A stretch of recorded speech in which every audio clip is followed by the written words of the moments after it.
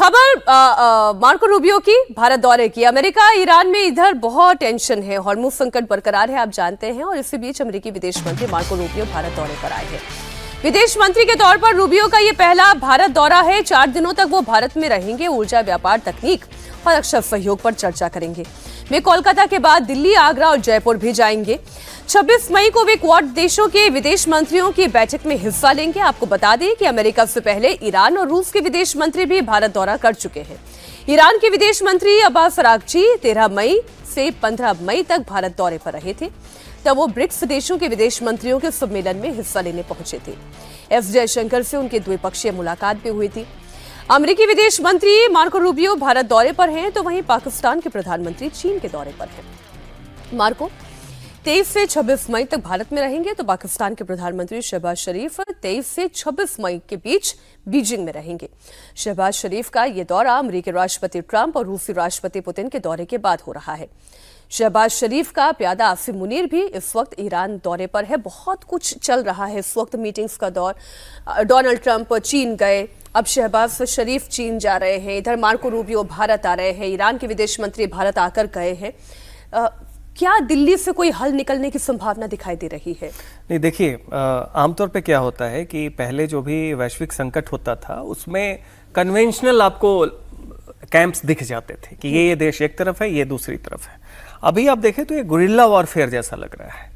अभी क्वाड की मीटिंग होगी, मेडन 4 दिन के दौरे पे आए हैं मार्को रूबियो। उसके पहले ट्रंप चाइना चले गए थे। बिल्कुल ऐसा लग रहा था कि कुछ वो जो निक्सन के टाइम में जो हेनरी किसिंजर वाली जो हुई थी, जिसके बाद बिल्कुल चाइना और अमेरिका साथ में आ गए थे रशिया से अलग होके, सोवियत यूनियन से।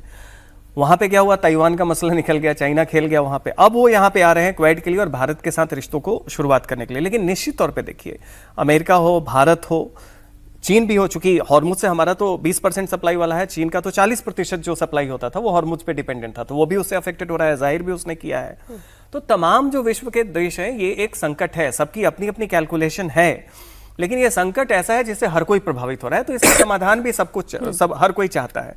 तो चाहे पाकिस्तान के माध्यम से ईरान को रीच आउट किया जा रहा हो या चाइना के पास जाने की हो, बस सवाल ये उठ रहा है कि इसमें अभी पूरी की पूरी जो अफरा तफरी मची है उसका सबसे बड़ा जो प्लेयर है वो अमेरिका है।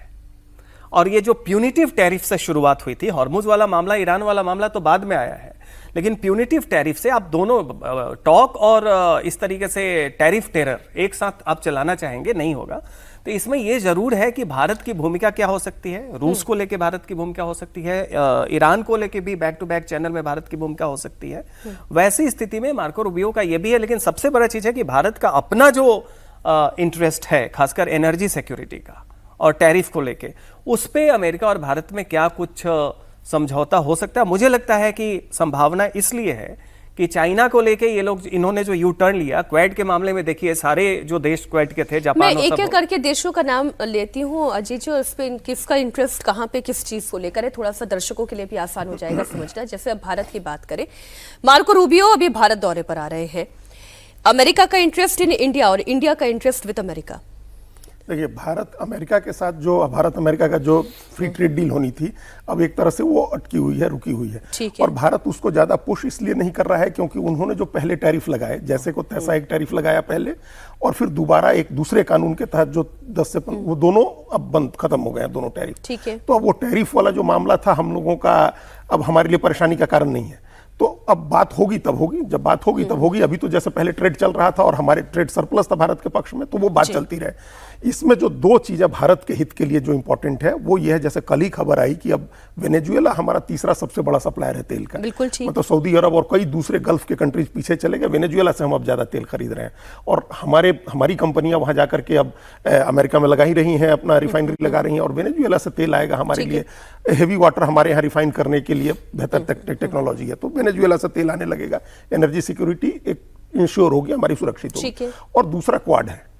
तो क्वाड का मामला इसलिए इंपॉर्टेंट है क्योंकि धीरे धीरे अमेरिका की पहल पर क्वाड बना और अमेरिका ने खुद ही क्वाड को एक तरह से समाप्त कर दिया, उसका महत्व उसने समाप्त कर दिया। जब आप चीन के साथ डायरेक्ट बात करने लगते हैं, ताइवान को सूली पर चढ़ाने के लिए जब आप तैयार हो जाते हैं, और जब अमेरिका के राष्ट्रपति चीन गए तो उन्होंने भारत को क्यों नहीं फोन किया कि हम चीन जा रहे हैं। आपने जापान को फोन किया, आपने सने तकाइची जो वहां के प्रधानमंत्री हैं उनको इस बात के लिए इन्फॉर्म किया कि हम चीन जा रहे हैं। भारत को इन्फॉर्म करना आपने जरूरी नहीं समझा। अब आप चीन की मीटिंग होने के बाद फिर आप क्वाड भेज रहे हैं, क्वाड के लिए यहाँ मीटिंग करा रहे हैं 26 तारीख को आखिरी दिन। तो ये एक तरह से औपचारिकता है, आप इसको बहुत सीरियस नहीं ले रहे हैं। अमेरिका भारत के इंटरेस्ट को बहुत ज्यादा ध्यान नहीं दे रहा है। भारत को अपना इंटरेस्ट देखना है, वो यूरोप में देखे, यूरोप के बाहर अमेरिका में देखे, और इसलिए अभी 5 देशों की यात्रा करके भी प्रधानमंत्री करके आए, यूएई में भी दिया उन्होंने, और दूसरे अपने एनर्जी रिसोर्सेज को हम लोग अपना वैकल्पिक वो तैयार करें।